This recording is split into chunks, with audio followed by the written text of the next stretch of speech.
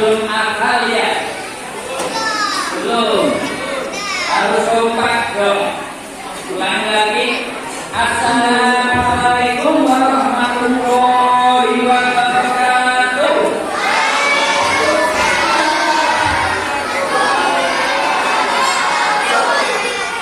Oke. Dengar semuanya? Dengar semuanya enggak? Dengar. Selama sholat di sini pernah nyanyi belum? Nah, sekarang nyanyi. Nyanyi bersama ya. Coba.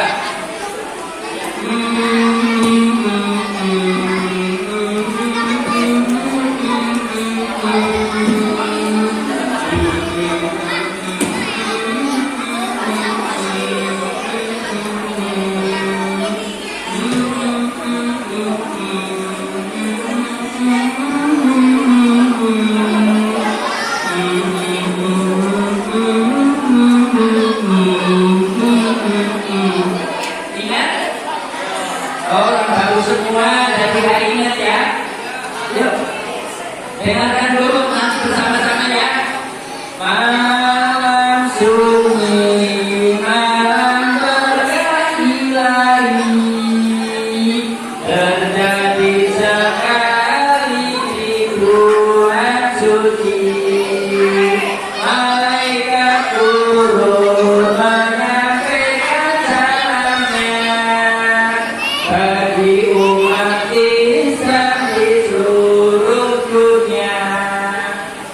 Iktikaf sholat tak terus digiatkan agar kita jadi umat yang beriman. Yuk sama-sama. Malam sunyi, malam berkah ilahi, terjadi sekali di bulan suci. Malaikat turun menyampaikan salamnya bagi umat Islam di seluruh dunia. Iktikaf sholat tak terus digiatkan agar kita jadi umat yang bertakwa. Maaf ya, ini lagu sudah beberapa tahun yang lalu ya, jadi baru kali ini ingat, ternyata masih ingat. Halo, halo, mau nanya, yang pernah sholat di gedung TK lantai 2 siapa? Ada enggak? Hah? Ada enggak? Enggak ada. Mungkin kamu masih busuk sama ibunya, masih nangis ya. Terus yang pernah sholat di gedung SD siapa? Ada enggak? Ini ada enggak yang gedung SD? Itu ya, kau berdiri. Hah? Kau duduknya begini? Hah? Mau ngapain itu ya? Hah? Oke. Anak-anak sekalian, alhamdulillah puji syukur kepada Allah. Hari ini kita semua masih dikumpulkan dikasih kesehatan oleh Allah berupa nikmat iman, nikmat Islam serta nikmat sehat. Selamat datang, semoga semoga kepada baginda Rasulullah Muhammad sallallahu alaihi wasallam yang selalu kita nantikan sahabatnya pada akhir. Amin ya rabbal alamin. Anak-anak sekalian, anak ini cucu-cucu sekalian, ini cucuku semua ini. Dulu bapakmu dulu mungkin ada yang masih di rumah, ya. Nah, masih mungkin saya juga. Oke, anak-anak ini, anak-anak lagi. Memang Pak Ibu sudah tua. Hah? Ya, berarti kakek ya. Oke. Halo, yang lain siapa itu? Siapa yang mau bicara? Silahkan maju ke depan. Boleh, gantian. Oke. Anak-anak semuanya di rumah pernah punya rumah semuanya? Kalau bukan rumah tidak, rumah. Suatu saat rumahmu terjadi ada sesuatu yang tidak enak, pernah bau enggak?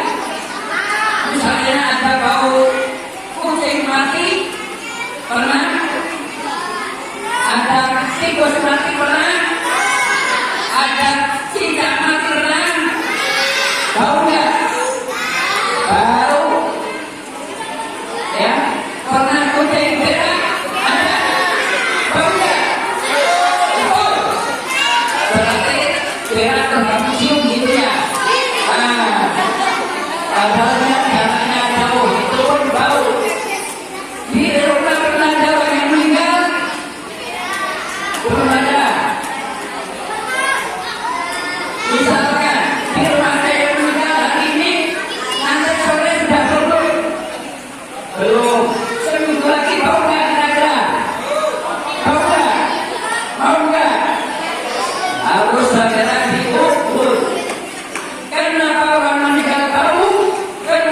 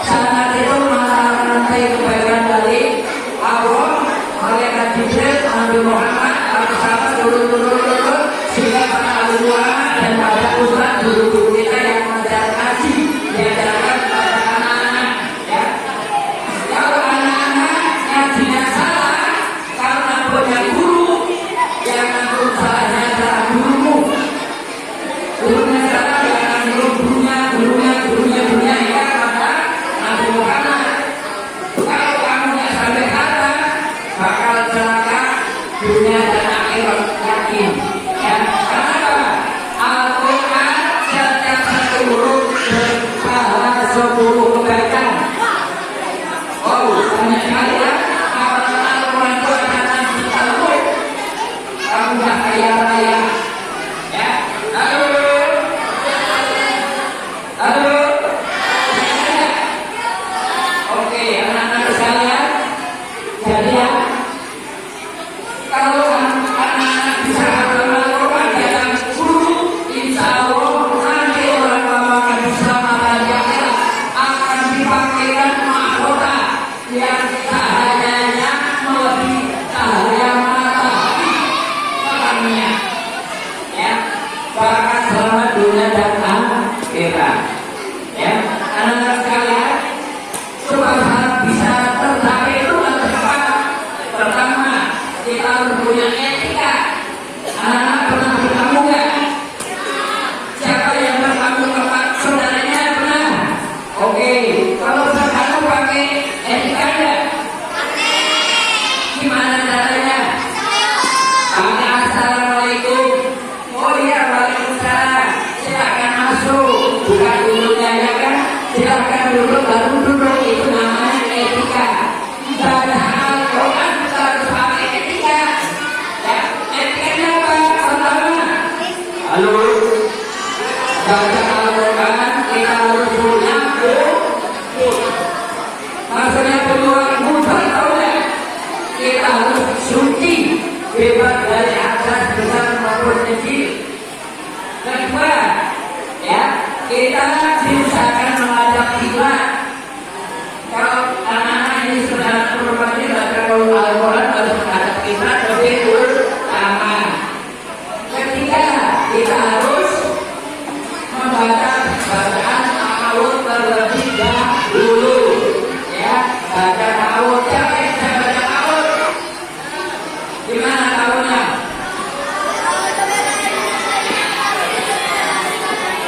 Itu bacaan apa itu? Gurunya siapa? Membentuk bacaan yang benar dong, yang apa? Ya. Terus naruh Al-Quran ya, kalau bisa di atas pusat. Jangan sampai baca Al-Quran duduk ditaruh di lantai. Itu tidak menghormati kitab suci. Ya. Jadi baca Al-Quran harus ada tempatnya. Syukur ada kursi, ada meja. Ya. Dan membawa Al-Quran tidak boleh menyantai sebelum bawa tas. Ya. Baca Al-Quran, bawa Al-Quran harus di dalam dada, di apa? Di sedak di atas dada. Ya, depan dada itu etika baca Al-Quran. Di antara sekali lagi anak-anakku, ya, etika baca Al-Quran itu pertama kita harus punya wudhu, kita punya hadas, harus punya wudhu. Keduanya menghadap kiblat, ketiganya didahului dalam membaca ta'awud. Yang ketiga, saat membawa Al-Quran kita harus tidak boleh di bawah, harus di atas. Saat membaca pun harus Al-Quran di atas, tidak di bawah. Salah burung kita, ya nggak boleh itu, masa Al-Qurannya di bawah, nggak boleh. Ya. Sekali lagi Pak Yudho mau nanya, anak-anak aslinya orang mana? Siapa?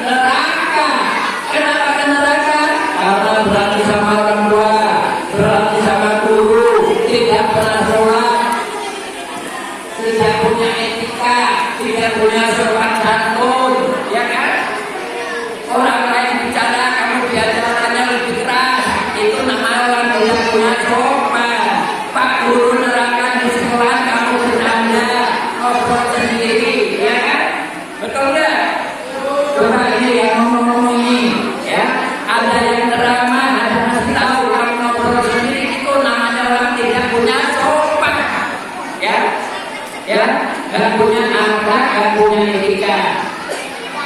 Oke, ya anak-anakku sekalian. Kira-kira nanti pulang ke rumah, kamu ke rumah tetangga, kira-kira mau nggak? Kesadaran, mau nggak? Gak mau. Nah maka kita kembali nanti ke akhirat, harus kembali ke mana? Ke surga. Nah, ya, kita telah meninggal kembali ke surga.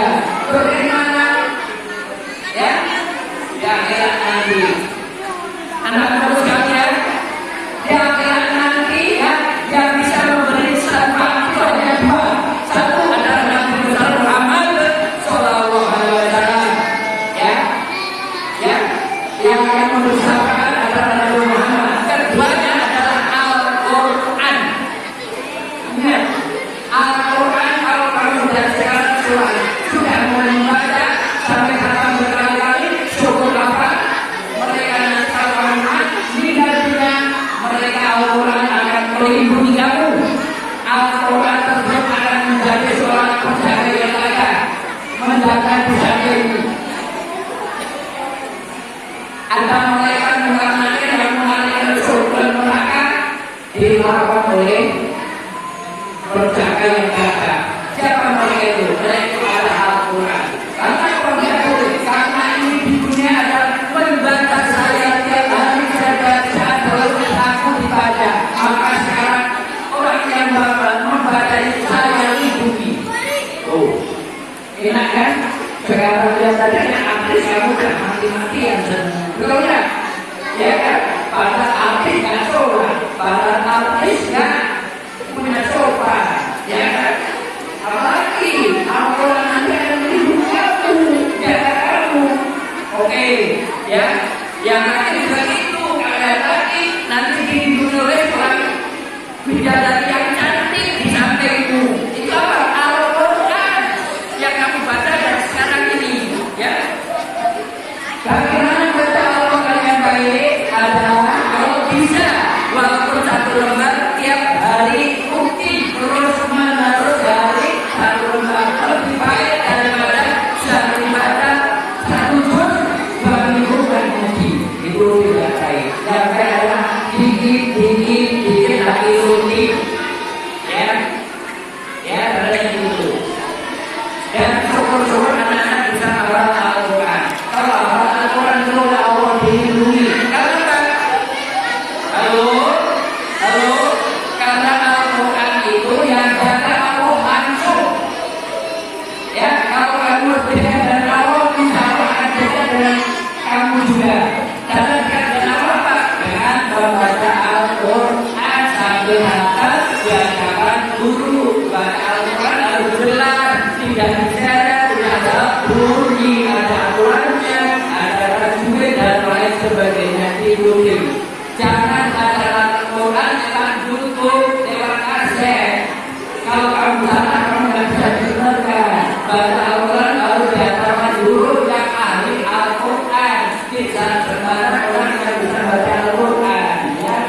Oke, anak-anak sekalian, dari pengalaman Pak Ibu punya anak, rekan-rekan, Pak Ibu punya anak 3.